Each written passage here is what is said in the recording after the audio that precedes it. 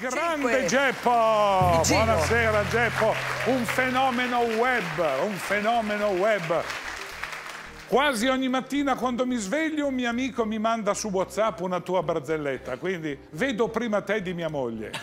È una roba pazzesca, perché tu sei imperversi nel web, quante... Eh sì, ormai siamo arrivati, ho fatto più di 1200 video. Insomma ragazzi, questo è uno che è una nuova forma di raggiungere un certo pubblico.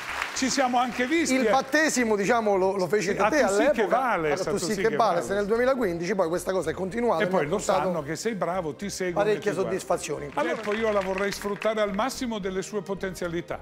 Prima di morire dica quello che vuole. Io? Sì. Posso raccontare una barzelletta? Certo, perché se no mica... Una barzelletta è una situazione che mi è successa. Lo so che tu fai così. Dopo una serata mi hanno portato a mangiare in uno stupendo ristorante di pesce a ridosso sul mare. E quando è arrivato il cameriere, il ristorante era molto lussuoso, mi ha preso l'ordinazione e ho ordinato un bel piatto di spaghetti con le vongole.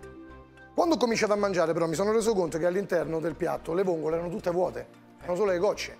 Ristorante 5 stelle. Che mi dai le Chiamo gocce. il cameriere e gli faccio, mi scusi, ma non si è accorto che dentro le vongole manca il frutto? Il cameriere mi guarda con una faccia un po' risentita e mi fa, beh signore, ma è sempre così? Perché nella torta della nonna c'è la nonna? Un attimo. Io mi sono fermato e risentito a mia volta gli faccio, ma lo sa che ha ragione? Perché anche ieri sera ho mangiato qui. Ho preso un piatto di spaghetti alla puttanesca e dentro tua sorella c'era. Allora, ora sì che ti riconosco! Ora sì che ti riconosco! Grande Geppo!